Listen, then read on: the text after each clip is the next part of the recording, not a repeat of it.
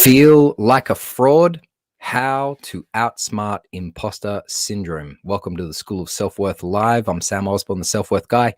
Today is episode 140, and today I am reviewing a Forbes blog article entitled Feel Like a Fraud, How to Outsmart Imposter Syndrome. And I'm just going to go ahead and share my screen a little bit more so you can see what's going on. I'm going to go through this pretty good article by Dr. Ruth Goshen, Gotian. I think that's how you say it. And let me just close the door to get some better sound. So I'm just going to read a little bit of her article and then go through her main points. So she starts by saying or asking, did you just win an award, get a promotion, or accepted into a prestigious school? Are you questioning the selection committee made an error? Are you questioning if the selection committee made an error in taking you? Do you doubt your achievements? Asking yourself if you are good enough and belong? If so, stop. What you are feeling is imposter syndrome, the feeling that you are a fraud, the crushing feeling first coined in 1978 by Pauline Clance and Suzanne Imes. Impacts 70% of people, including Oscar winner Tom Hanks, Facebook COO Sheryl Sandberg, former Starbucks CEO Howard Schultz, famed poet Maya Angelou, Supreme Court Justice Sonia Sotomayor, and former First Lady Michelle Obama. Few are immune to this feeling.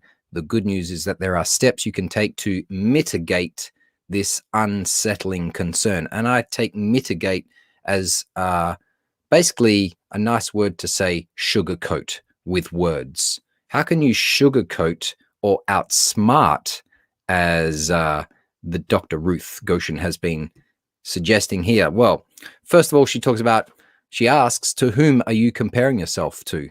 And if you are experiencing imposter syndrome, it's probably because you are comparing yourself to people around you who you think are better. You're probably comparing yourself to an image in your own mind of who you think you should be, an ideal self.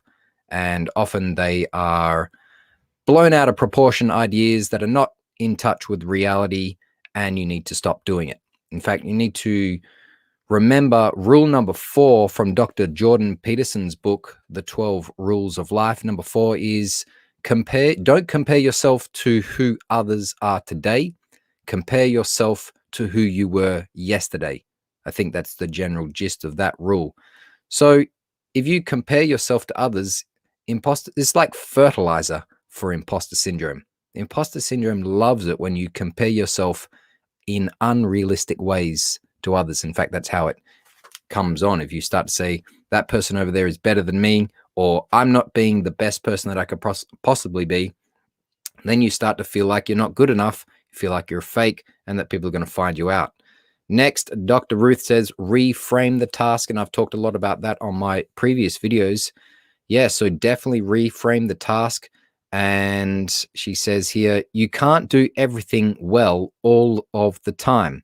So make sure that your task aligns with your ability and support. I'm going to throw in a reframe that I love to say. Imposter syndrome is not a bad thing. In fact, it's a sign of a great imagination, the ability to believe in something that is not true about yourself. That is a sign of good imagination. So cultivate your imagination, believe in that you are someone better. Let's see how you go with that. She also says, work with others. That's definitely a great thing you can do to help outsmart or mitigate imposter syndrome. Definitely share your imposter syndrome with a trusted friend or mentor, and that's certainly going to help you to get a second opinion. Reward yourself, says Dr. Ruth.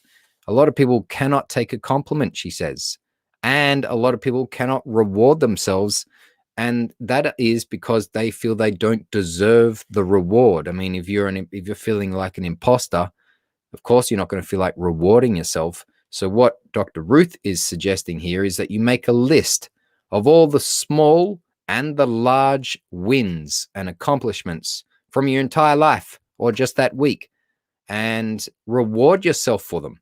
Pick something that you want to buy for yourself. Maybe take yourself out for dinner. Maybe buy yourself something new, treat yourself, right? And when you go to do it, this is what my extra addition to Dr. Ruth's idea is. When you hold that thing on your hand, or when you are experiencing the reward, whatever it is, ask yourself, why did I deserve this? And then give yourself reasons. Pull out that list and go, well, because I accomplished all of these things, and it's because I crushed it. All right. So not only reward yourself, but tell yourself, why did you deserve the reward? That's going to be a great thing to help reduce imposter syndrome. Next, Dr. Ruth says, stop being a perfectionist. Now, I think most people give perfectionism a bad name because it often causes procrastination and a lot of stress, right? But I want to let you know that being a perfectionist has the flip side and a strength, and is a fantastic quality, and you should not try to get rid of it. You should try and balance it in yourself. You should recognize when perfectionism is causing you to procrastinate and causing you to not complete tasks or not start tasks. And you should also recognize that perfectionism, the quality within you, is a great strength. It says that you really value the work that you want to produce, that you want to do a good job. That is a worthy quality to cultivate, but just balance it with the negative, okay? Next thing, stop procrastinating. She says procrastination is the cousin of perfectionism. You're so afraid of not knowing all the information needed to start or complete a project, so you simply don't start. So what you need to do is check in with other people, and you need to get a little bit of help, get a plan, get a very clear goal and a very simple plan, and do the first step. Okay.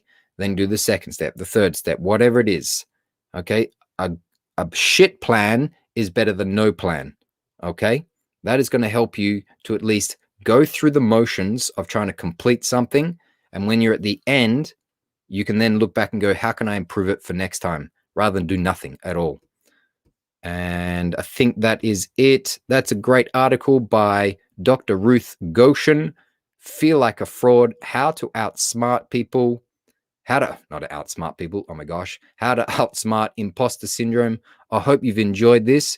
If you have, I've got a free gift for you. It's called Crush Imposter Syndrome Forever, the starter kit for bulletproof confidence. And you can get it at samosborn.com/starter kit. It's on your screen right now. And thanks, Deanna. Ward says, loves the Reframe. Thanks, Deanna. Hope you're doing well wherever you are. All right, everybody, I invite you to join the School of Self-Worth Facebook group. That's my group. You can come and hang out with me. And that was a good article from Forbes magazine that is called How to Outsmart Imposter Syndrome. I wish everybody a wonderful day, and I will see you tomorrow.